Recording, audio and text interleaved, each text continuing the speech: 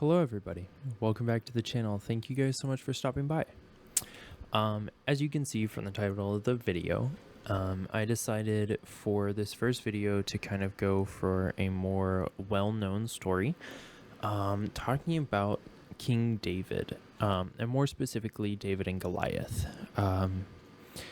So hopefully you guys will enjoy. If you check the description, all of my sources will be down there so that you guys don't have to trust exactly what I say. Please go look at the sources yourselves. Trust people that are far smarter than I.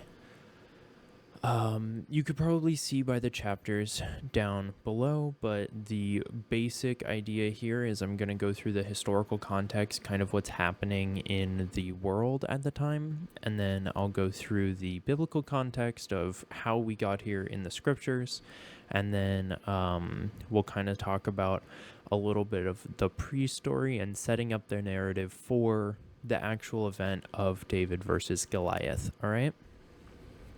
So let's start with the historical context. The historical context is the collapse of the Bronze Age and the very beginning of the Iron Age in the region that we're talking about. So around 1200 to 1150 BC is when the Bronze Age collapsed, the end of the Bronze Age, and when it collapsed. And when it collapsed, the Iron Age began. There wasn't really a dark age between them. Some sources disagree with that, but McGill states that the Iron Age was really a political shift more than a metallurgic shift. The metallurgy shift was a very smooth one, and the political shift is really more of what happened. We see the collapse of the Hittite and the Egyptian kingdoms due to the Sea People, who nobody knows about, but they were pretty ferocious apparently. And during that time, the kingdom of Israel was developed a few years into the Iron Age. Originally, though, before the kingdom of Israel was able to be developed, there was a time of tribalism known in the Bible as the time of Judges, which we will get to in a moment. And after that, then the monarchy was established somewhere around 1080 BC. King David was established somewhere around 1010 BC, so about 70 years after King Saul. Remember David and Saul, they will become very important in a moment. As far as proof that this really did happen, other than the manuscripts that we have of the Old Testament, which are bountiful, we also have the Tel Dan inscription, which was found in 1993, and it's an inscription from an Aramean king that talks about the king of Israel and the king of the house of David. So we have, that is, as far as I know, the only source outside of the Bible that mentions David, but it is proof that David was a real king outside of the Old Testament manuscripts that we have. Let's jump into the biblical context of how this sets up. Before the kingdom was established, there was a time of tribalism known as the time of Judges in the scriptures. And the time of Judges was a very, very interesting time where basically the Israelites would live, they would disobey God, and they would be taken over by an invading force. And then God would rise up a person known as a judge that would help defend the land and drive out those invaders, to which there was a time of peace and honoring of God before the Israelites would then fall away and start disobeying God, and they would be taken over again, and this cycle just continued and continued and continued. The most famous judge would probably be Samson, the really strong one with long hair. And the book of Judges is, in essence, a compilation of short stories of a whole bunch of these judges like Samson that helped defend the people of Israel when they were wanting to turn back to God. This takes place at around the 1200s, the 12th century BC, and it continues until Samuel, who is a prophet. Prophets in Israel were God-appointed representatives that God would speak to, and then the prophet would speak to the people. Samuel was the last judge and was also a prophet that God used to establish the kingdoms, or the kingdom of Israel. And he established Saul as a king. Now, the important part about Saul being established as a king is that he wasn't supposed to be. The people of Israel were complaining, which they do a lot, like all of us, and they told God that they wanted to have a king. Told God through Samuel. So any interaction they had with God was through Samuel. And so they told God that they wanted a king. God told Samuel, who told them that that was a very bad plan, they weren't ready for a king yet, and that they should wait until God had an appointed time for the king. Hint, that's King David. And they told God that they didn't want to wait, that they wanted to be like the rest of the nations, and that they wanted a king.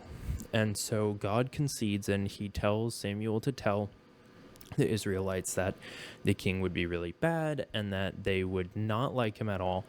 And they said that they didn't care because they wanted to have a king. And so, enter Saul, he becomes king. And that is really the biblical context here as we come into kind of setting the narrative here for the way that this story goes. This story actually takes place in 1 Samuel 17, but we're actually going to end up starting in 1 Samuel 13 to kind of learn what is happening before 1 Samuel 17 and David and Goliath happens. So in 1 Samuel 13, Israel is at war. Saul is king, and he is leading the people into battle, and Samuel tells Saul to wait 7 days so that he can arrive and give an offering to God. For the Israelites, the only person that was allowed to give offerings, unless in very specific circumstances, the only person that was supposed to give offerings to God was the priest, or a priest. And so as a prophet, Samuel fulfilled that role of priest at the time, and was on a journey to Saul to give this offering. So Saul waits 7 days, and on the 7th day, he decides to make the offering because all of his men were scared and were running away or hiding and had completely lost hope. So Saul takes it upon himself and he does this offering. And the Bible says that right when he finishes this offering, as soon as he had finished presenting the burnt offering, it says, Samuel came. He shows up and he says, "What have you done?" And Saul says the people were scared and they were running away, and so I gave an offering to the Lord. And Samuel tells him that you are not supposed to do that, and that you're sinning against God. And specifically, Samuel says, "For now the Lord would have established your kingdom over Israel forever, but now your kingdom shall not continue."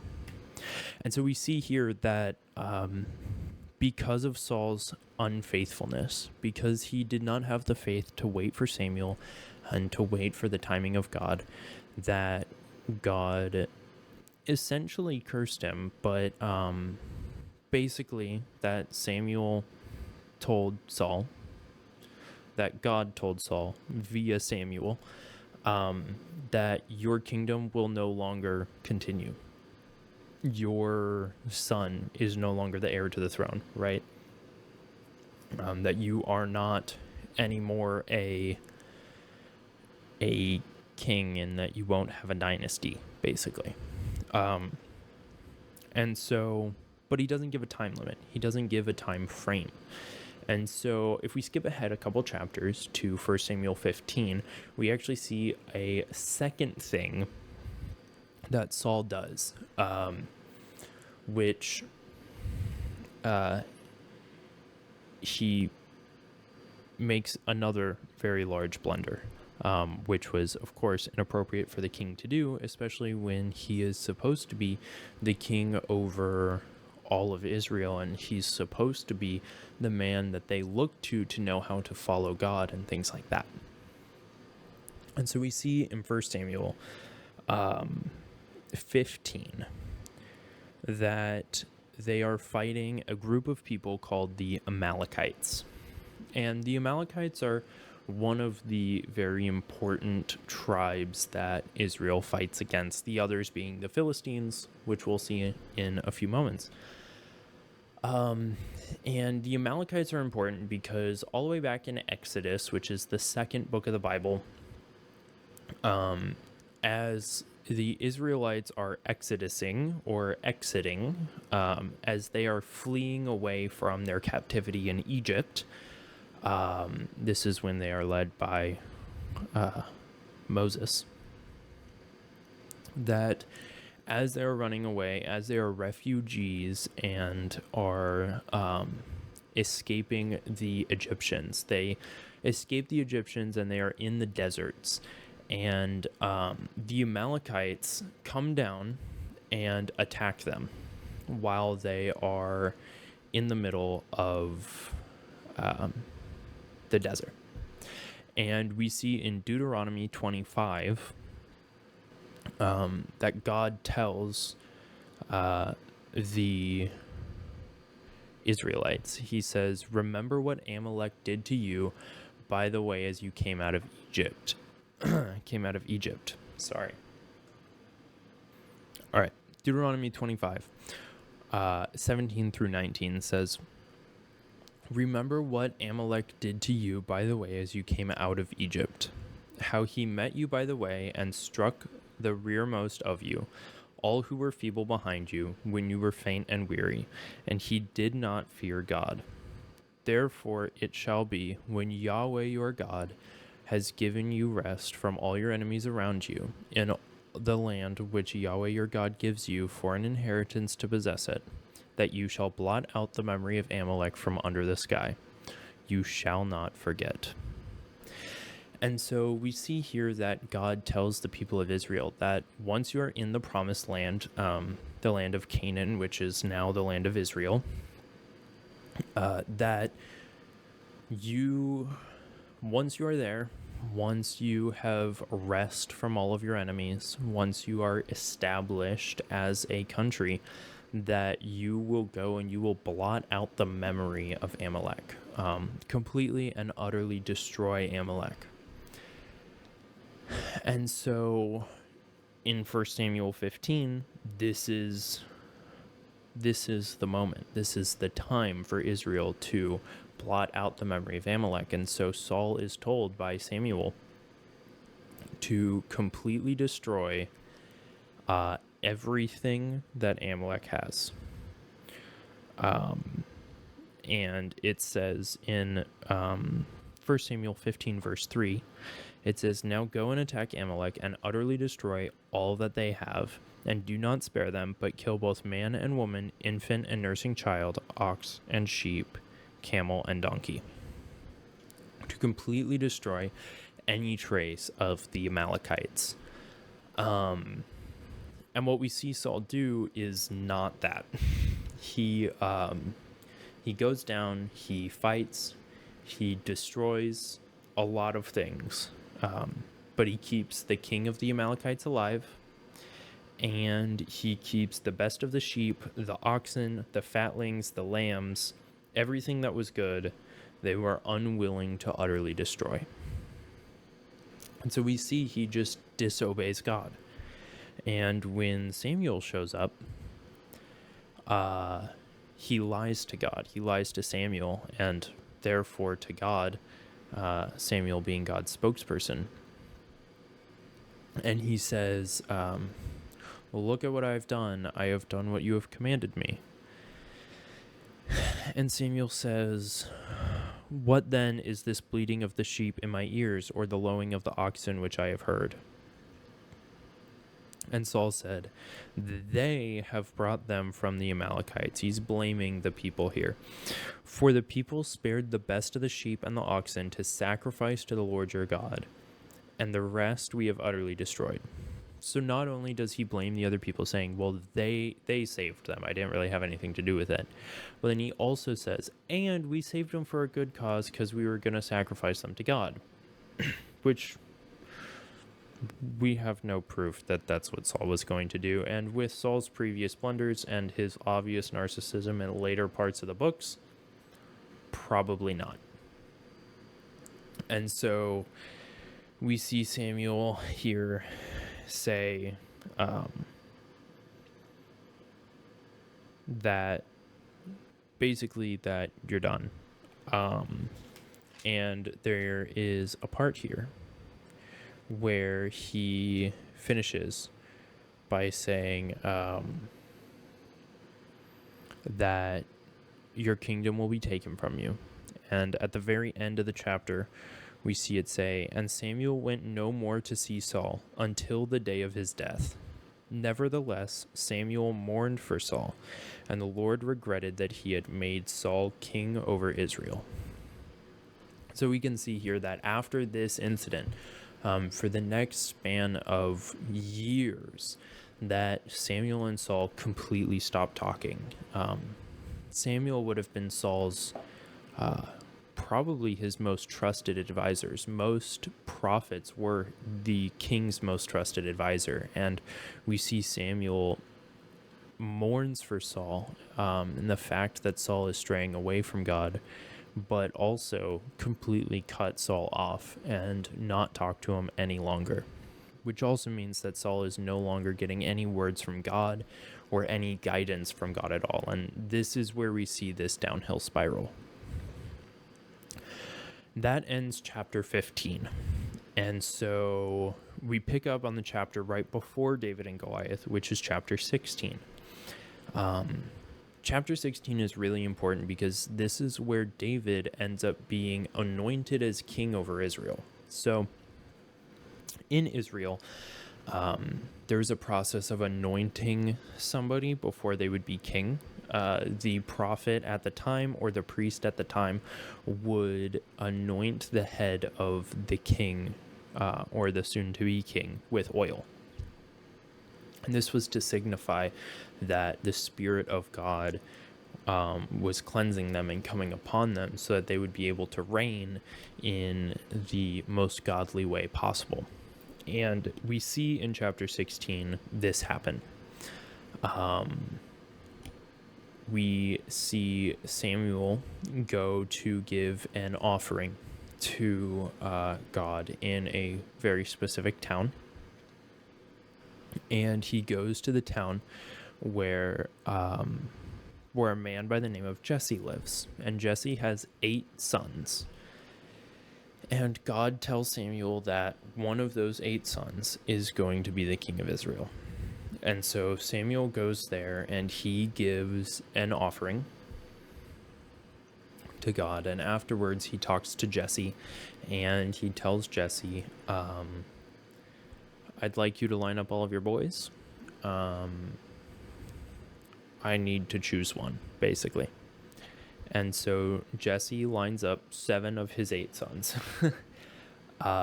minus the youngest, David. And Samuel starts walking through, looking at these sons, and he sees that they're tall, that they're strong, that they're hard workers, things like that. And God tells Samuel to stop looking at their outward appearance. And God has a very important quote here in 16 verse 7, where it says, But the Lord said to Samuel, "Do not look at his appearance or his physical stature, because I have refused him." Talking about one of Jesse's sons. "For the Lord does not see as man sees. For man looks at the outward appearance, but the Lord looks at the heart." And so we see here that Samuel, even under the guidance of God, was tempted to choose the strongest and best looking to be the king. And God tells him to skip that. I need to find one that has the right heart. And he gets to the seventh brother, and he says, "Are you sure this is all your children?" And Jesse says, "Well, I have one more." And Samuel says, "Well, go and get him then." And so they send a servant out, and he goes and he gets David. And David comes back, and David stands there, and God's like, "That's him." And Samuel's like, "All right, that's him," and pours some oil on him. Anoints him with oil. And we see here that when the Holy Spirit, which is the Spirit of God in the Old Testament, when the Spirit of God, or the Spirit of the Lord comes upon David, it says that the Spirit of the Lord came upon David from that day forward. And then one verse later it says, "But the Spirit of the Lord departed from Saul." And so we see here officially that Saul is no longer fit to be king. The things that Samuel has said to him twice before has finally come to fruition, that he was no longer fit to be a king because he was no longer influenced by the Lord. And so we see this Spirit fall upon David, the Spirit of the Lord fall upon David, and this anoints him for the coming for the coming trials before he is able to become king. So and then we see that as the Spirit of the Lord leaves Saul, a distressing spirit comes upon Saul. And this distressing spirit would make Saul anxious and depressed and things like that. And so his servants and himself, trying to find a way to fix this, looked for a skilled musician. And wouldn't you know it, but David was a very skilled musician. And so David came and started playing the harp for Saul on a very regular basis. Saul having no clue that David was anointed to be king over Israel. And we see in chapter 16, verse 21, it says, "So David came to Saul and stood before him." This is after he had been playing for him for a while. It says, "And stood before him, and he loved him greatly, and Saul loved David greatly. And David became Saul's armor bearer." And so we see here that not only was David a great musician, but he was actually so lovable and so loved by Saul that he ended up staying and being his armor bearer, kind of being his top servant, his right-hand man, but not in a military sense, because he was still a child. We're actually told that he was not of military age yet, so he was still a child and still unfit for battle, but he was still so loved by Saul that he spent an immense amount of time in the palace with Saul and with Saul's son, Jonathan. And it says that it says, "And so it was, whenever the Spirit from God was upon Saul, the distressing spirit, that David would take a harp and play it with his hand. Then Saul would become refreshed and well, and the distressing spirit would depart from him." And so we see this relationship form between Saul and David as they spend more and more time together as David plays the harp for him and is his armor bearer, and generally spends quite a bit of time around the palace. Now on to the actual story. 1 Samuel 17 picks up with the Philistines gathering their armies together for battle. So who are the Philistines? The Philistines are one of the inhabitants of the land of Canaan. We hear about them in Joshua and in Judges, and then finally here in 1 Samuel. And they were a great foe, one of the other great foes of Israel. Many battles between the Philistines and the Israelites are recorded, and very originally, they're actually mentioned in the very first book of the Bible when Abraham, the father of the grandfather of the Israelites. Yeah, the grandfather of Israel actually meets them. And so they were in Judah. The Philistines are in the territory of Judah, and they are encamped on one side of a valley, and the Israelites are encamped on another side of the valley. And the Philistines have this champion, this great warrior, and this great warrior's name is Goliath. And Goliath is described in terrifying terms. He is described as being 6 cubits and a span tall. Now, we're not exactly sure. We don't have an exact estimate of what a cubit is. We have two different lengths of a cubit, because a cubit and a span were different depending on the culture. So a cubit is usually considered to be from your elbow to your fingertips. And a span is usually from your thumb to your pinky, I think, or your thumb to your middle finger, one or the other. And so for Americans, a cubit and a span would be very different from a European cubit, and an Asian cubit, and an African cubit, and things like that. And so because of that, we have a range of how tall he was. But even at the lowest end of the range, he was still massive. And at the highest end of the range, which is the more likely end of the range, according to most biblical scholars, even bigger than massive. So at the low end of the range for 6 cubits and a span would be 6.5 feet tall. And at the high range, which again is what I have found most biblical scholars that I have read would agree with, is 9.5 feet tall. Now, 6.5 feet tall is pretty big. The average height in America is like 5'10" for men, I think. So even still, like 8 inches taller than the average height of men in America. But the average height of Israelites at that time would have been around 5'5". So over a foot taller than the average height on the low end, and 4 feet taller on the high end. So he was very large.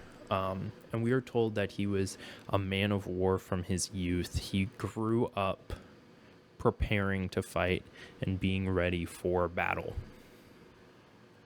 Then, 1 verse later, we are told about his armor. This is in chapter 17, verse 5.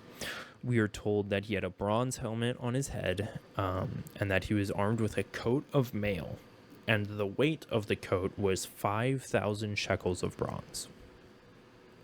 5,000 shekels of bronze would have equated to roughly 125 pounds of metal, just as his coat of mail. That doesn't include his helmet. We're not given how big his helmet was, but we can assume from how tall he was, probably pretty big. And then it says, and he had bronze armor on his legs and a bronze javelin between his shoulders. Now the staff of his spear was like a weaver's beam, and his iron spearhead weighed 600 shekels. So a weaver's beam is not, probably not actually what he had, but in reality it was probably just an illusion, a literary allusion to the fact that it was very large for a spear shaft and abnormally thick for a spear shaft, which makes sense when we realize that the weight of the head of the spear shaft was 16 pounds worth of iron at the tip of the spear. So the wood of the shaft would have had to been very thick to be able to sustainably and reliably hold up that much weight at the end. Hey, quick note here. I was editing through the video and I realized that I didn't really explain the way that the armies were set up. So I'm going to put some maps up on the screen here so you can kind of see where, in general, the place where in Israel it was, and then you'll also be able to see the valley of Elah, that the battle actually took place in. And you can see on the south side where the Philistine encampment was, and then on the north side where the Israeli encampment was. And you can see that whole valley down in the center was where the battling would have actually taken place. All right, sorry for the interruption. Back to the story. After it describes Goliath here, we see that he steps out and he says, "Why have you come out to line? Why have you come out to line up for battle? Am I not a Philistine, and you the servants of Saul? Choose a man for yourselves and let him come down to me. If he is able to fight me and kill me, then we will be your servants. But if I prevail against him and kill him, then you shall be our servants and serve us." And so you see Goliath,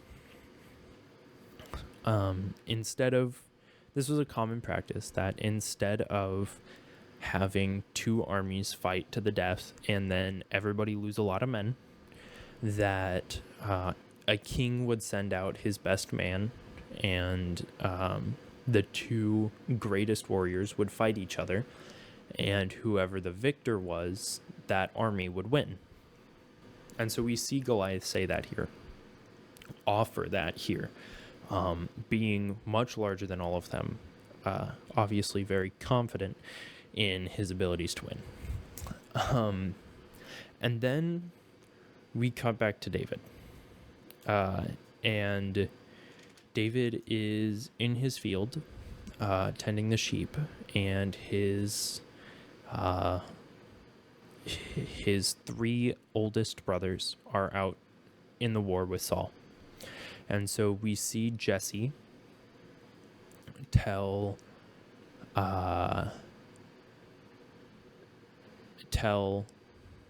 David to go and to take food and water to his brothers. This was a very common thing in that time, was for the men to feed and water themselves rather than the king doing it.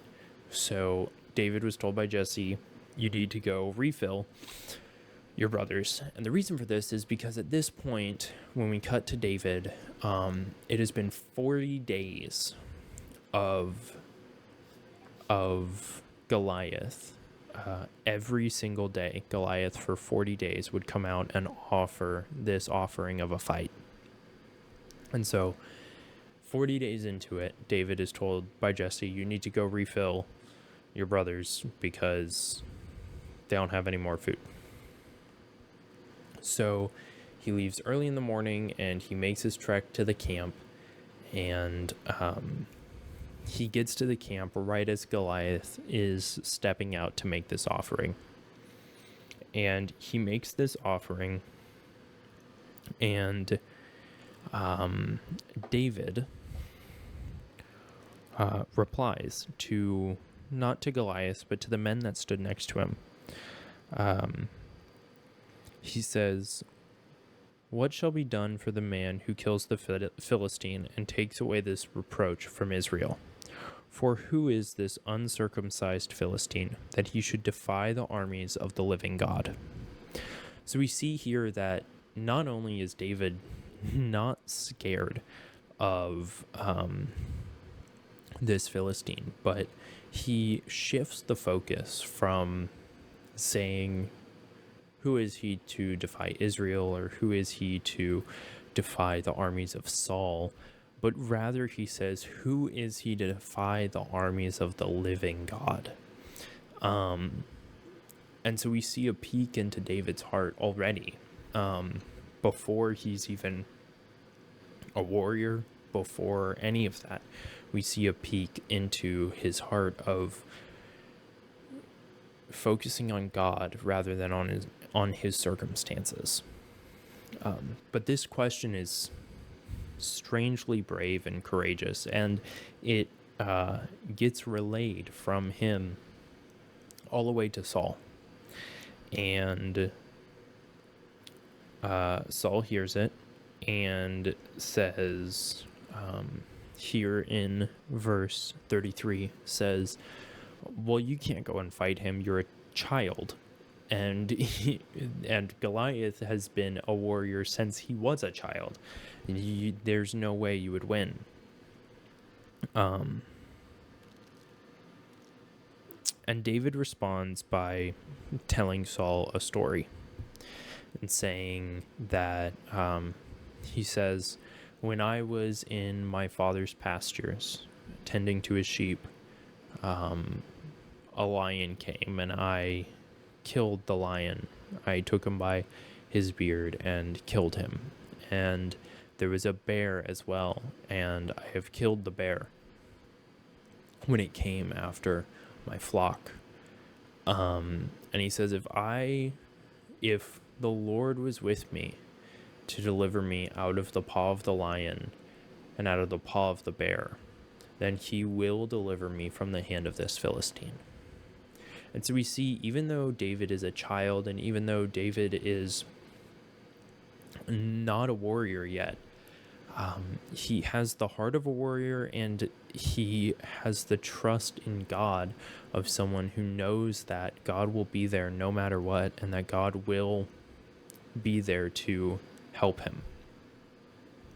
And so with that, Saul agrees and says, okay, but if you're going to go out and fight, then you must wear my armor. But Saul is a full-grown man. And so David puts all this armor on, and it just does not fit him. And so he's like, no, not wearing that, Saul, thank you. But I'm not going to wear this. I've not tested it. I'm not comfortable in it. It's not going to happen. And so he takes his staff, his shepherd's staff, and he goes down to the creek and he picks up 5 smooth stones out of the brook. Now,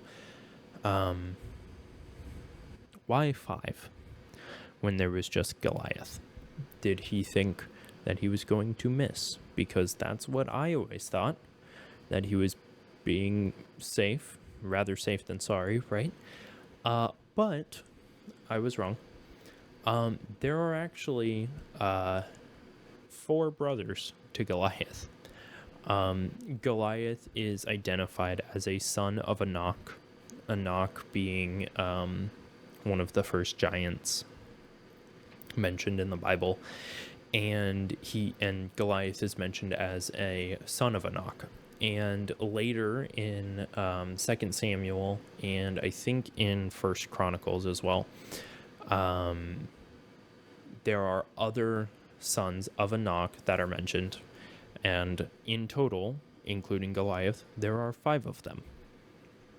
So David, being having the wisdom of God, honestly, wisdom beyond his years, says, I'm going to take 1 stone for Goliath, and I'm going to take 1 stone for each of his brothers, so that when I kill Goliath,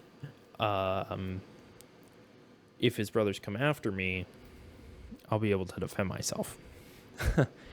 And so with his sling in his hand and his staff in his hand and the 5 smooth stones in his shepherd's bag, he marches out to face Goliath. And we see in verse 43, we see Goliath say to David, well, let's start in verse 42, actually. So in verse 42, it says, and when the Philistine looked about and saw David, he disdained him, for he was only a youth, ruddy and good-looking. So the Philistine said to David, am I a dog that you come to me with sticks? And the Philistine cursed David by his gods. And the Philistine said to David, come to me, and I will give your flesh to the birds of the air and the beasts of the field. So we see, as David steps out there, the Hebrew of this actually, in verse 42, implies that Goliath actually had to, actively look for David, because David was so small in his eyes that he couldn't actually find him for a second. And so he laughs, and he's insulted that they would send a child to fight him, when he is the greatest fighter of the Philistines. And he curses him by the gods of the Philistines. And we see David respond here in just a wonderful way. Verses 45 through 47.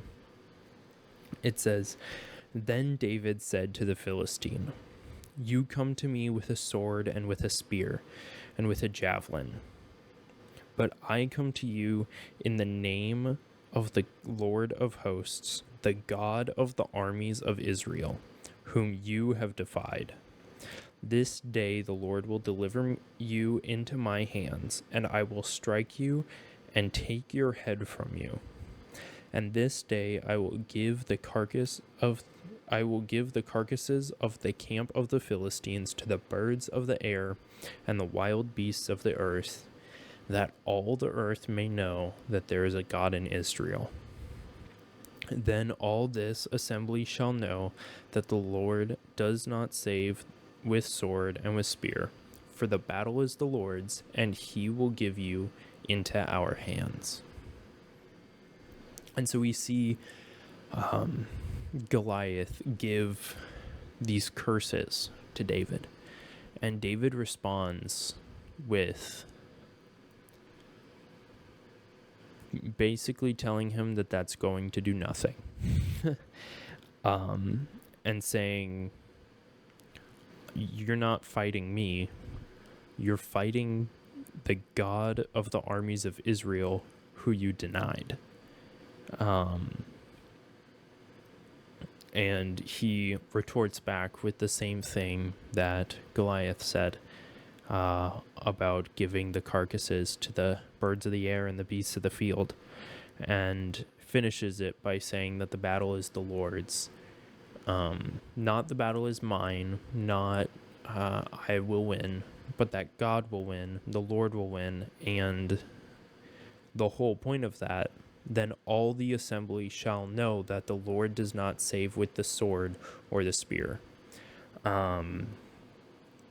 Showing that the whole point of David doing this, the whole point of David standing up to Goliath and fighting Goliath, was not so that he could have glory, but so that the glory could go to God.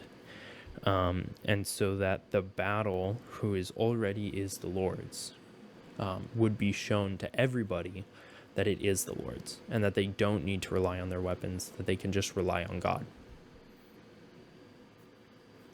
And so with that, it says, the Philistine arose and came and drew near to meet David.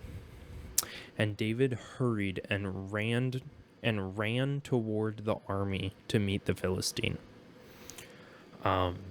We see here that with the completion of David's little introduction to the battle, Goliath stands and starts to walk towards David. And while the clattering of the armor and the murmuring in the camp behind David of fear and terror that they have had for the past 40 days is happening behind David, David starts running towards the battle. And as he runs, he takes a small stone that he got from the creek out of his bag, and he puts it in his sling, and he throws the stone and strikes the Philistine in the forehead with such force, or perhaps by miracle, that the stone sinks into the forehead of Goliath, and Goliath collapses face first into the dust.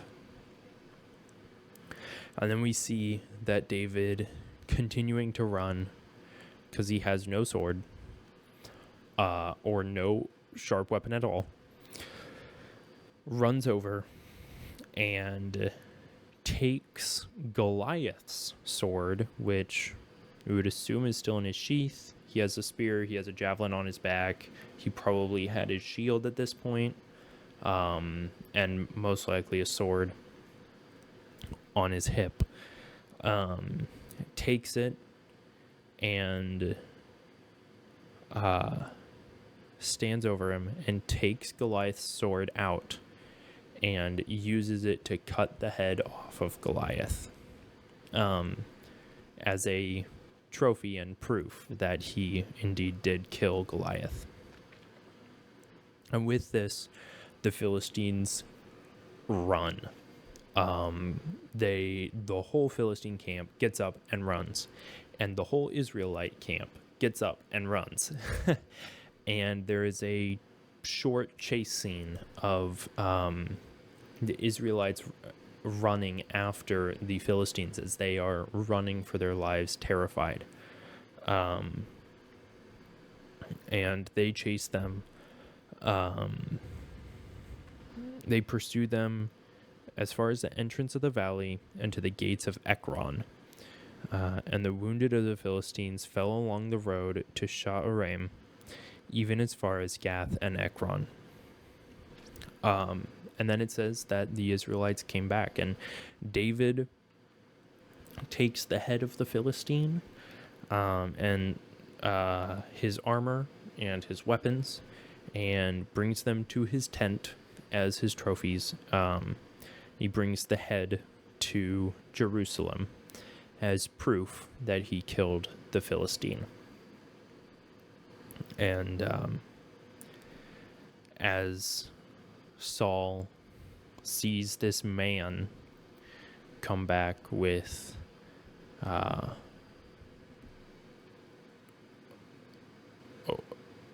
head of the giant, he agrees to the terms that he had set, that the person who killed Goliath would reap the reward of. And this reward is spoken about a little bit earlier in chapter 17, verse 25.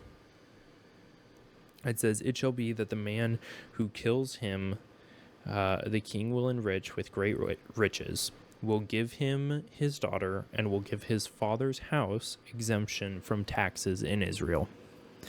And so we see as David comes back that Saul asks who his father is.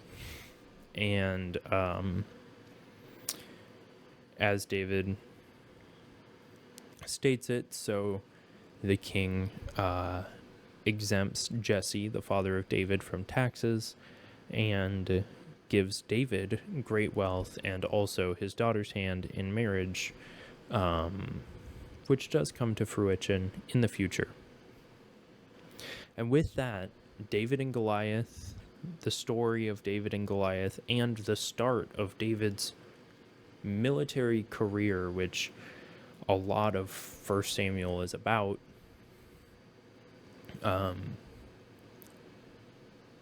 ends. So, what can we learn from this story? It's a cool story. There's a lot of cool things that happen. We see the beginning of a man who is identified, the only one that God ever identifies, as a man after his own heart, after God's own heart. The start of a warrior's career that goes above and beyond the call of his king and the call of his kingdom once he is king. So what can we learn from these things? I think there's a few key things to take away from it. The first thing is that everything that we do should be for the glory of God. And everything that we do should be to bring God glory.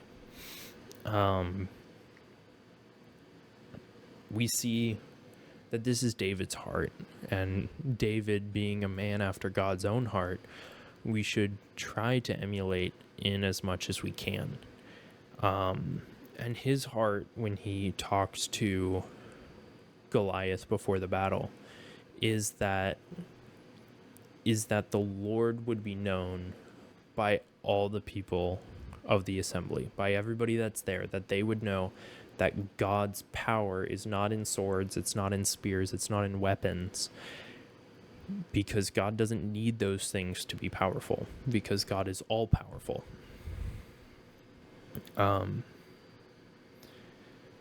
Secondly, that it doesn't matter what other people say to us as Christians. We see that Goliath curses David by the gods of the Philistines, and David doesn't even retort. He completely ignores it because he knows that it means nothing compared to the God of Israel, compared to Yahweh, compared to God, that the curses of these fake and false idols and gods mean absolutely nothing because they have no power, especially compared to the power of the Lord God. Finally, we see a couple of other things like that we will be rewarded by God and possibly by others, but by God for standing up when nobody else does. More specifically, standing up for God when nobody else does. And an entire nation who's supposed to be led by God was cowering in fear in their tents due to this enemy. And David has the courage and the belief and the trust to step up and take the fight to the enemy. And for that, he is rewarded. And finally, we see that God will never leave us. When David was in the field, tending to his father's sheep, when David was in the palace, tending to the king, when David was in the battlefield, fighting the enemies of Israel, and later in David's life, when David is in the wilderness, in the desert, and in the caves, God never leaves him. God is always there for him and is always there to listen to him to hear his cries and his worries and his praise. So with that, thank you all very much for watching. I hope you guys enjoyed the story of the beginnings of King David, and I hope that you guys will put any comments, any questions that you have down in the comments below. Again, please look at the description. Most, if not all, of my sources will be in the description, hopefully pretty close to the order that I reference them. So you guys should be able to just follow the links and be able to get closer to primary sources than myself. But again, thank you all very much for watching. I hope to see you guys in the next video. God bless.